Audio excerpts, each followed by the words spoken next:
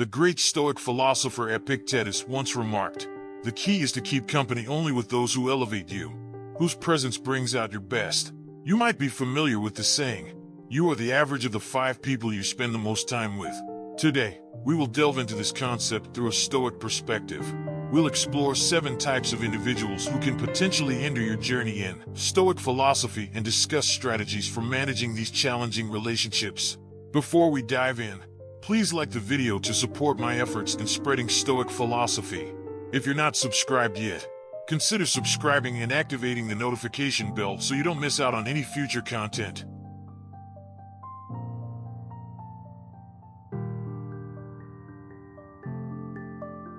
Type of person number 1, the complainer.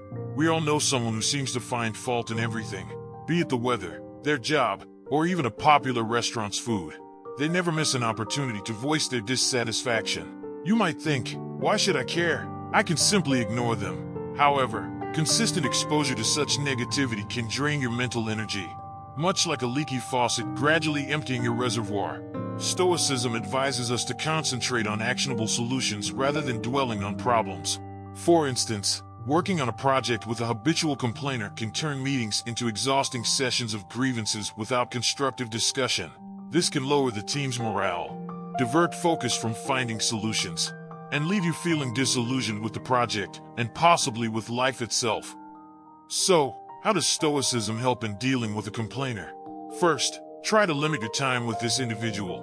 If they're a family member or colleague, your second option is to mentally distance yourself during their complaints, viewing their negativity as a temporary storm against the steadfast mountain of your inner peace. Thirdly, redirect the conversation towards solutions or more productive topics. Marcus Aurelius said, "You have power over your mind, not outside events. Realize this, and you will find strength." This Stoic wisdom helps us protect our mental peace and maintain our path of resilience and virtue despite chronic complainers. Type of person number 2, the drama magnet. Picture your life as a calm voyage, only to encounter a whirlpool known as the drama magnet. This person seems to constantly be in a state of crisis, conflict, or controversy, and they have an uncanny ability to pull you into their chaos.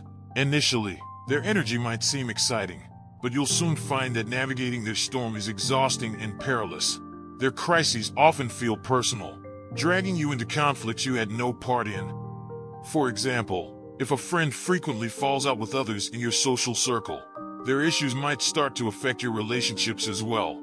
One effective method is reflective listening. Mirror their words without offering advice or taking sides.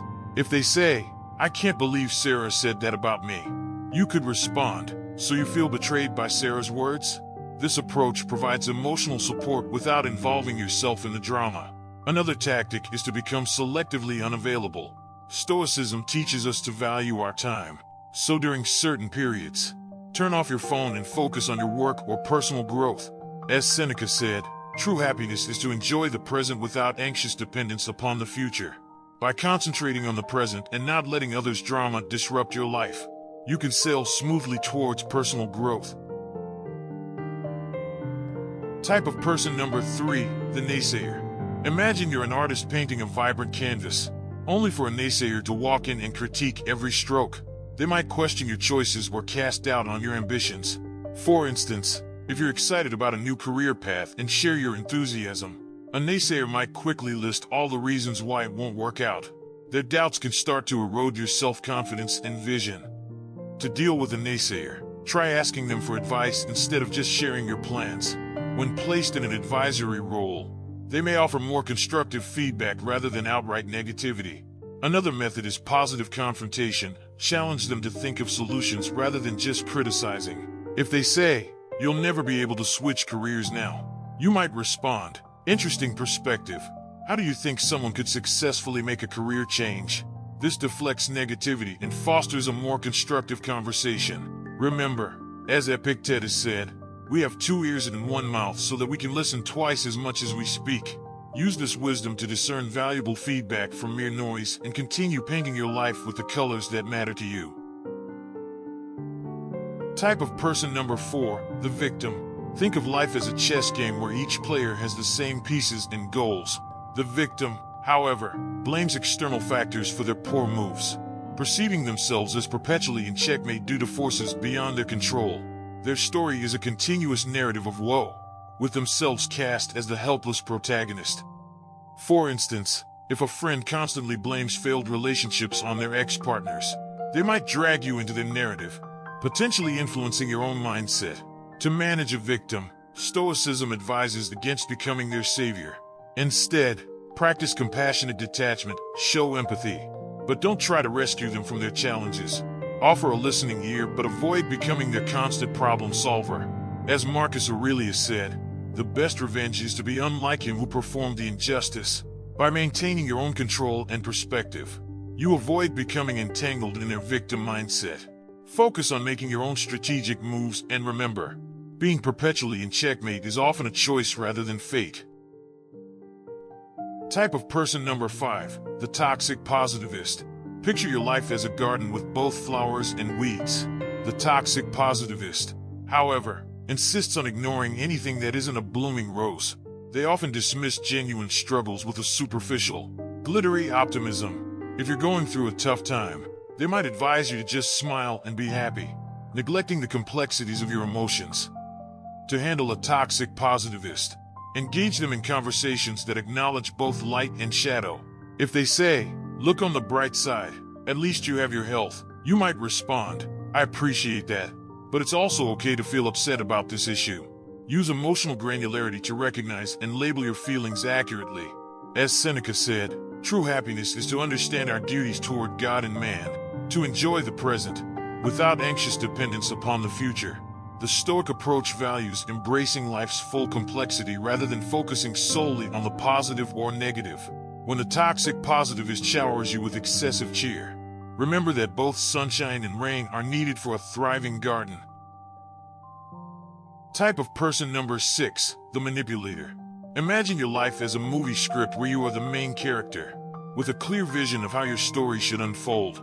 Enter the manipulator, a shadowy producer who subtly alters your script without your awareness, until your storyline veers off course.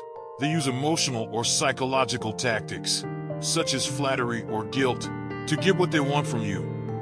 For example, a friend might repeatedly get you to cover the bill by appealing to your sense of success and generosity.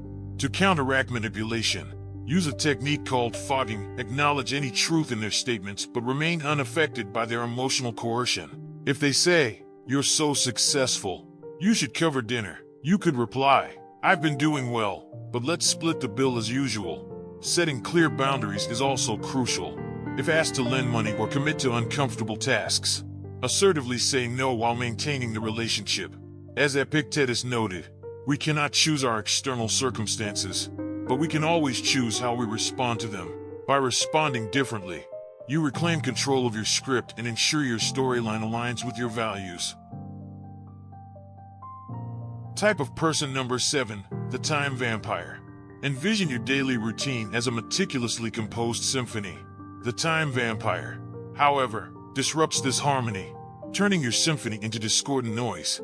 This person might be a colleague who interrupts your workflow with trivial questions, or a friend who invites you to events you have no interest in, consuming your time and energy. To protect your symphony, consider using the Pomodoro technique. Break your work into intervals, such as 25 minutes, with short breaks in between, during which you're not to be disturbed. If dealing with a social time vampire, it's essential to say no when necessary. A simple, "I appreciate the invite, but I can't make it," is sufficient. Declining is not a rejection, but a recognition of your own needs. Seneca said, "Life, if well lived, is long enough." Stoicism teaches us to allocate our time wisely, as it's one of our most valuable resources.